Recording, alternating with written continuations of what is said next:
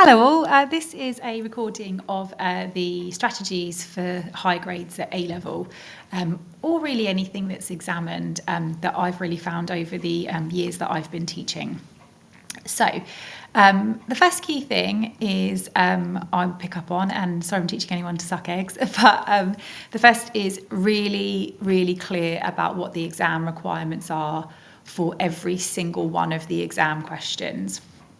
So it's really critical so students know its definition, it's 3 clear points, or we have to reference the item this many times, things like that. It's really critical. I find our exam board is strong in terms of the mark schemes and examiners reports, being able to do that. If not, I would really recommend exam marking. It means you're really crystal clear on what students need to do to get those top grades. So that's my first key strategy. The second is revision. So what I've found is, particularly over the years I've been teaching more recently, our students really need support with scaffolding of revision. So physically modelling exactly how they should revise. So at the start of every lesson, we use retrieval grids, but what we do is we get the students to revise, and we get them to revise on whiteboards like we would really revise ourselves at home. So we give them a strategy and we get them to revise each lesson. So we really model it and have incorporated that into our lessons because we've noticed it's a skill gap for us. And it's really critical in terms of what they need to be able to do. As a sociologist, one of the terms we notice is the term effortless achiever. And sometimes students come to us who've achieved really well or achieved well and didn't have the strategies to revise effectively. So we really pick up on that. Secondly, on revision, we find that it's really important for us to provide the structure. So we structure it weekly.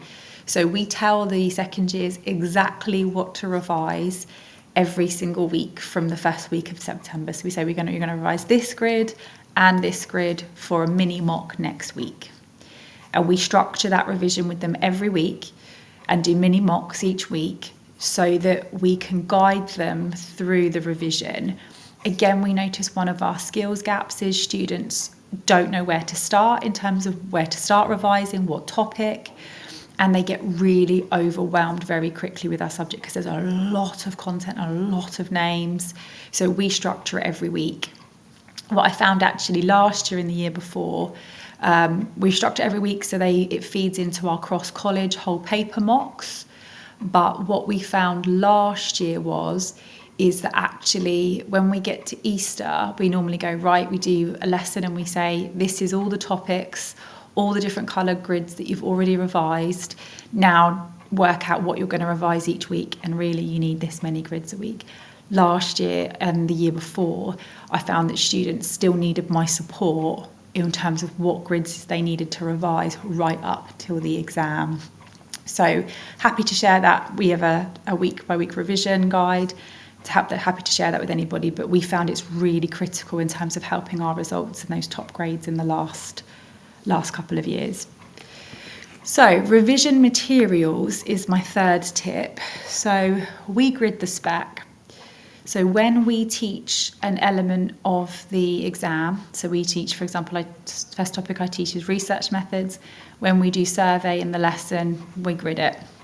So we learn survey, and then together we write it in the spec. So what I know, everybody's specification on survey is perfect. It can get them the 4 out of 5 marks that they can learn.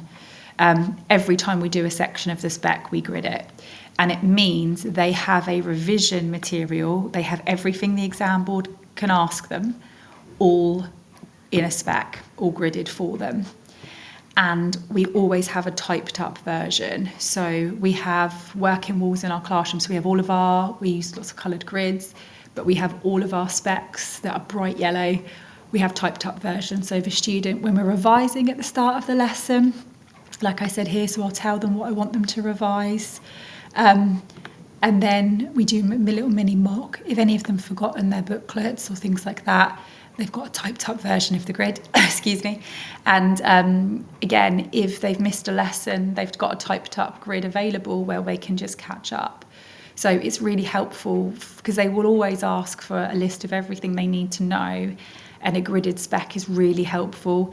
And again, it just means, we know as teachers we're teaching exactly what the exam board can ask us. Lastly, exam questions and modelling, I think, is the biggest thing. So in order to accommodate more revision in lessons and mini mocks and lessons over the, progressively more and more over the past few years, I make our own YouTube videos. So I model exam questions. I show them all different types of exam questions using Screencastify, which is what I'm using now, and upload them to YouTube. So students have to watch one a week. What that means is actually in the lessons when we do exam questions, because they're still really critical in the lesson, but we have to do lots of what we call we-dos. So we do them together. So they've just done survey, then we together plan that 5 marker on survey, or we plan that 30 marker. So I'll question them constantly about what should go into that question and get them to recall the knowledge. But modelling exam questions really is critical, and I find that the YouTube videos are really helpful in ensuring that they get a vast amount of those videos modelled. And if I find a question that's really challenging, I'll create a video and then they have to watch it, so I know that they're really well prepared for the most challenging questions available to them. So again, this is what I've just found over the years I've been teaching that have been really helpful in terms of us getting those high grades for students. Any questions or anything you're not sure of, as always, please just come find me or email me, and I will always be happy to help. Thank you.